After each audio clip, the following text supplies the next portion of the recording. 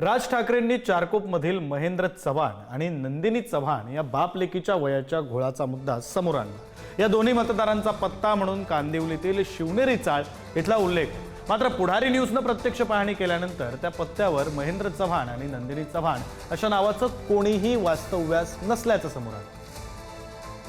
या ठिकाणी इकडची सोसायटीचे जे अध्यक्ष आहेत त्यांना शिंदे त्यांनाही विचारलं या ठिकाणी की बाबा तर तिकडे असा कोणीही व्यक्ती महेंद्र चव्हाण या त्याची मुलगी नंद असं या ठिकाणी राहत नाही आहे। या ठिकाणी अशी माहिती मिळालेली आहे। याचा अर्थ दिसतोय की मोठा घोळ आहे, यादीमध्ये हे खोटं नाव टाकलं गेलेलं आहे। याची चौकशी ही झालीच पाहिजे।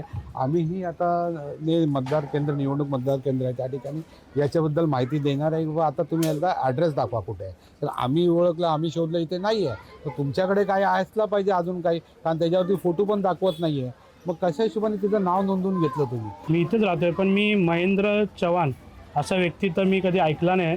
आमच्याकडे चव्हाण आहे, एक हरिनाथ चव्हाण म्हणून आहे, त्यांच्या पण आम्ही जाऊन घरी आता बघितलं तर त्यांचे भाऊ कोण असू शकतं महेंद्र चव्हाण म्हणून, पण असं काहीच नाही। ते एकटेच महेंद्र चव्हाण आहे आणि त्यांची नंदिनी म्हणून मुलगी आहेच नाही।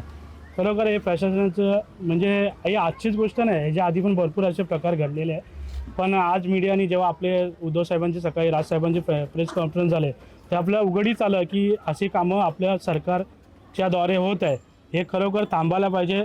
कसं आहे, आम्ही आता स्वतः दिनेश साळवी आहेत, बरोबर विभागाध्यक्ष शंकर पाटील आपल्या शाखाध्यक्ष हे करता, आम्ही स्वतः इथे फिरलो।